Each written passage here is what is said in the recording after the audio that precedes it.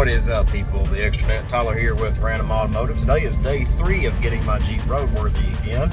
It is Saturday, so we're picking up some parts. Our fuel pressure regulator came back in, and so actually the golden arches to get a little bit of breakfast first, and then we'll get started. Today we're going to be doing fuel hoses, spark plug wires, and spark plugs, and a regulator and a fuel filter. And we're going to see if that can, 1, get rid of our rich condition, and 2, get us back up and running. And we think we're going to replace that battery terminal then. Most important meal of the day is acquired. Thought that was kind of cool. If you see that orange Crown Vic right there, it's Vice Grip Garages. Here are our new spark plugs. They are some Champion brand. They're already they're gapped. They were pretty much pre-gapped where they need to be anyway, but I just made sure with a little gap tool. All at 0.35, so we're going to put these in as they roll away, and I'm not going to show that process because you've seen it a dozen times. Alright, those are in, and if you watched my last video, you saw that pretty much all these spark plug wires, as you can see by the little wire sticking out, they broke.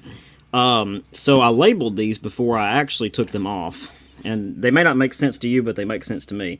This one's got 6 tick marks, so this one goes to the front here.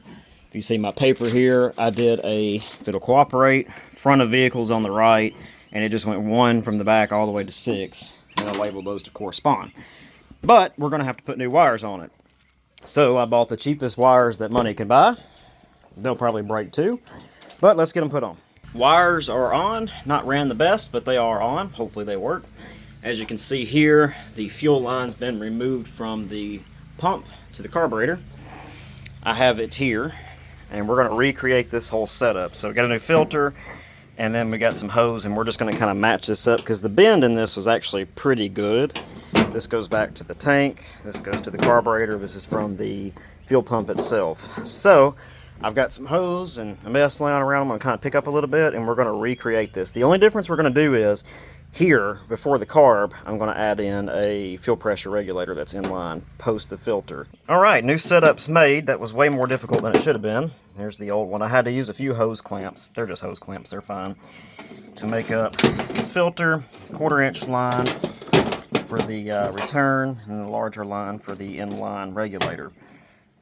You had to put these fittings in, and I Teflon taped them. I'm a little bit confident these are probably going to leak right off the bat. We'll see, but let's get it put on. So I've got the battery jump box hooked up. All the lines are ran and secured. I've unhooked the distributor for a minute because what I want to do is I want to let it build up pressure. Yes, that's going to flood out the carburetor, but to see if these lines leak before we run it. Put some gas in it now that I'm covered in gas. I'm probably going to blow up. Let's see what happens. Wow, connection issues. Stand by.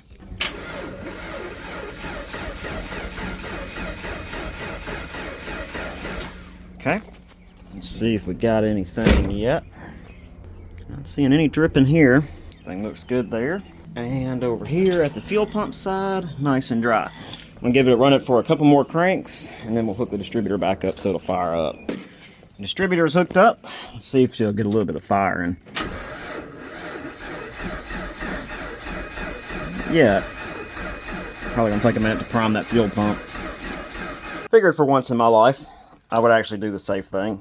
Have this ready just in case. Put another gallon of gas in it and just cranked on it. I figured you guys didn't want to see that. So I got it to kind of fart over a little bit. So let's see if it'll crank up now. Alright. Checking for leaks. Looks good. No spotted leaks. It's a really good sign. Checking at every seam or every end of hose and see if anything terminates weird or starts spraying out. We're ready for it anyway. Got this dialed down to about 4.5. Let's see how that sounds. Let's let her run, let her warm up a little bit. Alright, no leaks are spotted.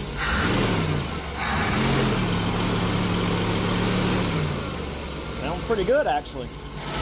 Choke's opening nicely. 4.5 there, so probably dial it down a little bit. Fuel pump feels strong, not seeing any leaks, that's a good sign. Alright, now that we got the fuel pressure regulator on there, it's idling pretty steady. And actually, that whole ordeal where it was stumbling, it's gone. It's actually running really well for once. Knock on wood if I can find it. While I was at it, I went ahead and replaced this battery terminal. That made all the difference. The thing starts right up now. This old one has just been wore out and seen better days. Let's let it run for a little bit and I'll come back to you.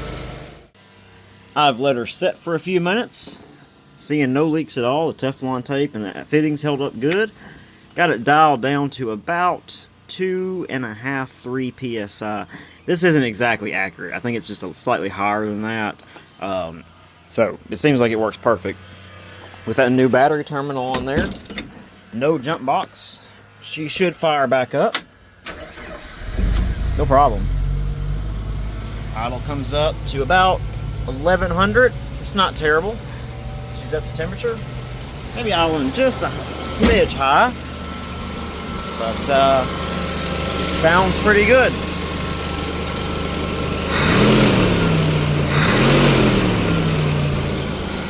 One thing I've noticed too, when we had the rich condition, she would blow smoke out the tailpipe and the exhaust would stink. You know, surprisingly, I don't really even smell it for once, so that's good. Did blow some things out, but I think that's just from the first startup. Like I said, idling a little bit high, but not too bad.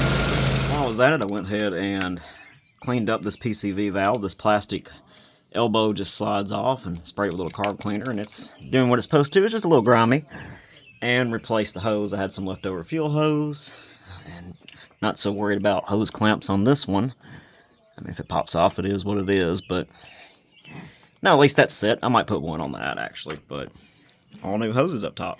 Well, we got her back and running, and probably running much better than she was before, with new spark plug wires, new spark plugs, and new fuel hoses from the pump up, with a regulator and a new filter. In the next couple of videos, we're going to replace this heater hose. It's got a bracket, although I don't know if that was original with the zip tie on it. It's supposed to go up here on the valve cover, but at any rate, we got that. We still got to clean it up and bleed that clutch. So if you guys enjoyed this video, be sure to give it a thumbs up. Till next time, we'll catch you in the next one.